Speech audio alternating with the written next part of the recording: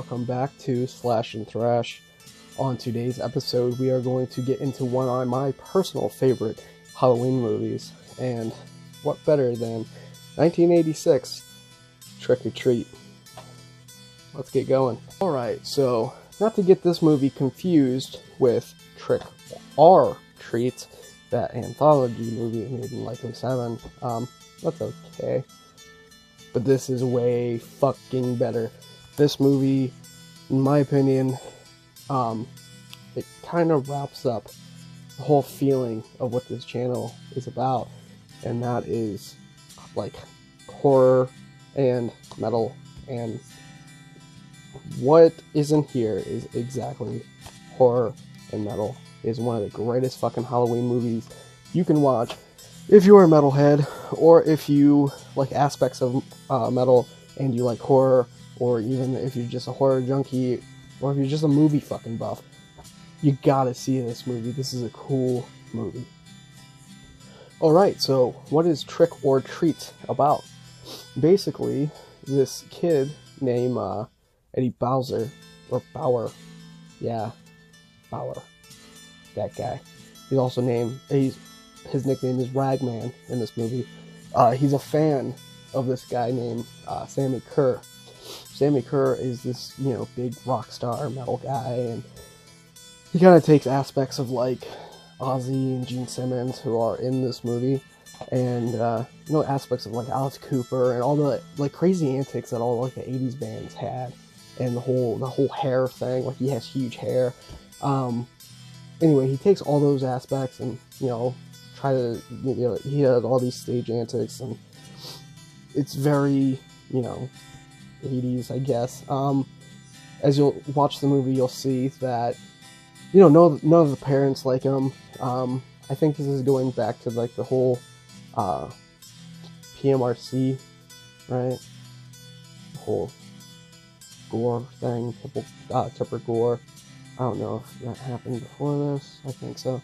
Anyway, like, there's a whole outrage of this guy, Sammy Kerr, basically. None of the parents like him, the TV, so shit, and whatnot, but he has one loyal fan, is, Ragman, and, Ragman writes to him, like in the first scene of the movie, he writes to him, and he's, like, stating all this weird shit, like, I'm having weird, thoughts, and this and that, and, like, death, and blah, blah, blah, and, the only thing that keeps me together is, you and your music.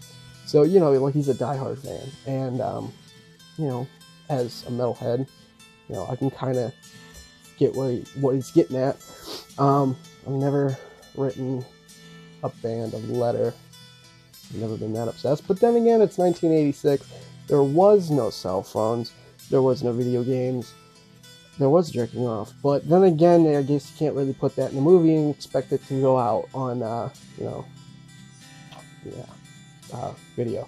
Then again, they didn't have DVDs in 1986, so I was lucky that I got this back in the day. I found this, I saw that Gene Simmons was on it. I actually thought Ozzy Osbourne was Gene Simmons, because at the time I was like 5. I never saw Gene Simmons without his makeup. And yeah, I then learned that this guy is Gene Simmons. I thought this guy was a, I don't know, what's that fucking action guy's name? You know who I'm talking about. Steven Seagal. Yeah, kind of looks like Steven Seagal. He is a good actor in this movie, though, Gene Simmons. He plays Nuke. So anyway, back to the story. So Eddie is a huge fan of this guy named Sammy Kerr, as I've said. And he, as I've said, he writes letters to him. He goes down to do his laundry. He watches the TV, because he has a TV in his laundry room. It's the 80s. I wasn't in the 80s, so I don't know.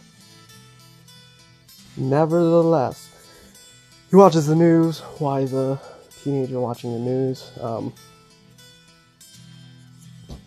Anyway, so he finds out that this guy died in a hotel fire.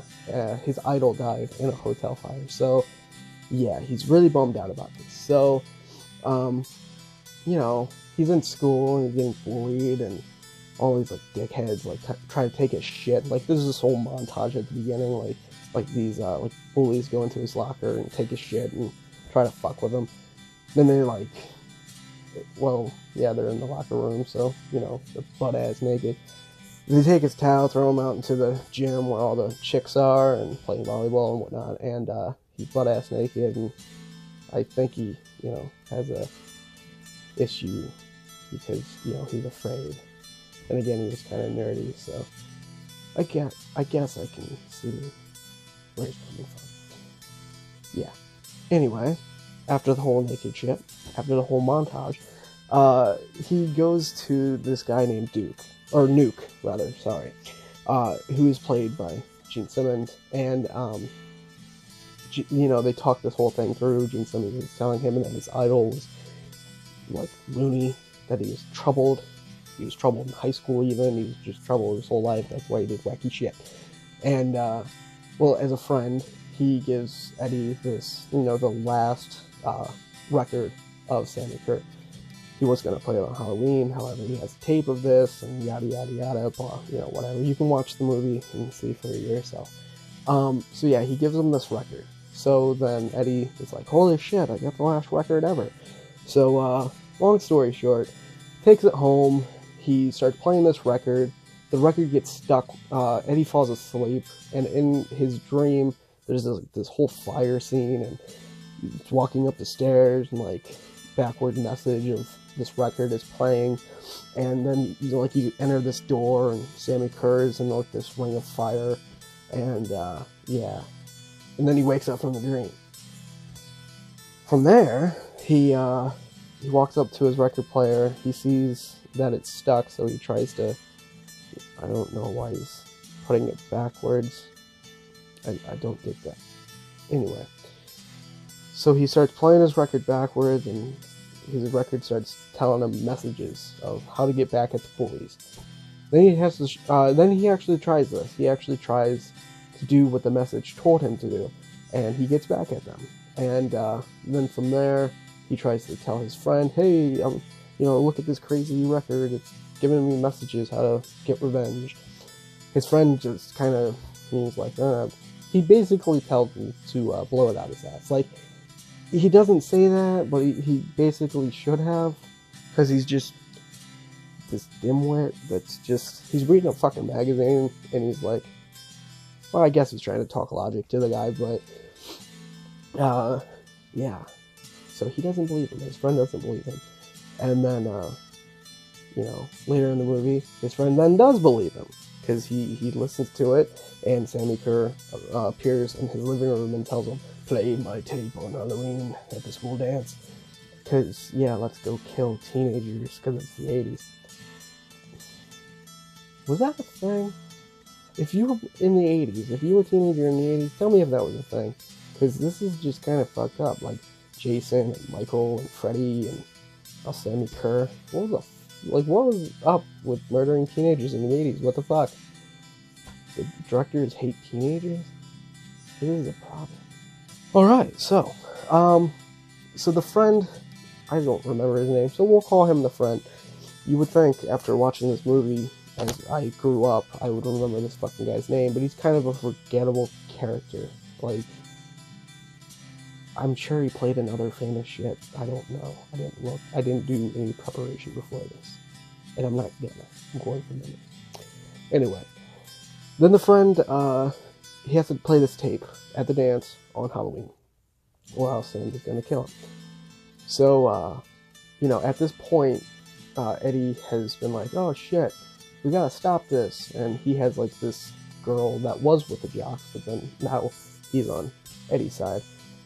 And, yeah, they try to stop this, and then they go to the school dance, they tell Roger, that's his fucking name, they tell Roger about it, and he's like, you can't play the tape, and, yeah, so, long story short, the tape gets played, Sammy appears, and he comes out like it's magic, like he just pops out, and, yeah, he starts going on this, like, killing spree. The cool part is, as he's, like, starting the song, and then he, like, really gets into it, and he starts, like, zapping people with his guitar, and, like, they explode. And it's pretty cool. It's a pretty cool, whole take on, the power that guitars have. Halloween brings guitar magic, I guess. Anyway, so yeah, so Sammy goes on this killing spree, and then they chase him around. They go out, and about in the town, and they're still on the spree. And then they try to get away. Eddie, the girl, and Roger. Well, I think Roger's still at the school. Anyway, so they're trying to get away. They finally end up in this car, and Eddie's driving off a bridge, and they go into the water, and somehow that's the end of Sammy Kerr, because then the tape was in the car going off the bridge into the water, and it zapped him or something. So yeah, I don't know if I've done this justice, but in my mind, in my pea-brain mind, yeah, it sounds pretty cool. It was really cool growing up with, too, so, yeah. That's basically the story of Trick or Treat, but I thought I would tell you some of my favorite scenes of this movie. It would probably consist of, well, there's this, like, getting it on scene where, the main bully guy, he and this chick are getting it on. The 80s, and I guess you fucking cars in the 80s. I guess you could these days, but there's cops fucking everywhere. Anyway, the guy gets out of the car while this chick is trying to get dressed or something, and she pops him the tape, and I forgot that part. Eddie had given them a tape as a peace offering, and anyway, she pops him the tape after doing it. I don't know. Let's start playing heavy metal after this. Okay. Anyway, then she's like, starts getting possessed and like taking off her shit, and this like, I don't know, like this demon thing comes up and like, starts attacking her and shit. You don't see any gore or anything. It just basically pans, to her, and then it pans up to this demon thing, and his tongue comes out. I don't know if that was a nod at Gene Simmons because of his tongue. Maybe I'm forgetting that. Maybe I'm remembering that wrong. But I'm pretty sure there was the tongue. There was graphic violence. Graphic scenes. Well, graphic scenes. It was the 80s. I'm stressing that to no end. Anyway, so this girl ends up in the hospital. You don't see the hospital though. It's just all said. So yeah, that was a really cool scene. Another cool scene, and this was Ozzy Osbourne's cameo in this movie. He actually plays a reverend, and he's like very, like sharp dressed, and as a reverend is. Anyway, and he's spouting all this hate for these rock and roll artists and these metal artists and whatnot. And anyway, Sammy Kerr goes up to the TV and he scratches it, and then in result, it actually scratches Ozzy's face, and like Ozzy gets damaged. That was a pretty cool scene as well. Alright, so yeah, that's pretty much Trick or Treat. If you have not ever seen this movie, I do suggest going out and, you might not want to buy it. I mean, I bought it because I love it.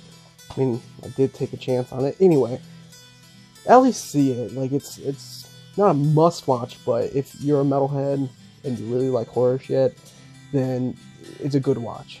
And it's really cool around, Halloween, around this time of year. So, yeah, man. Trick or Treat. It's pretty cool. Alright. Till next time, take care.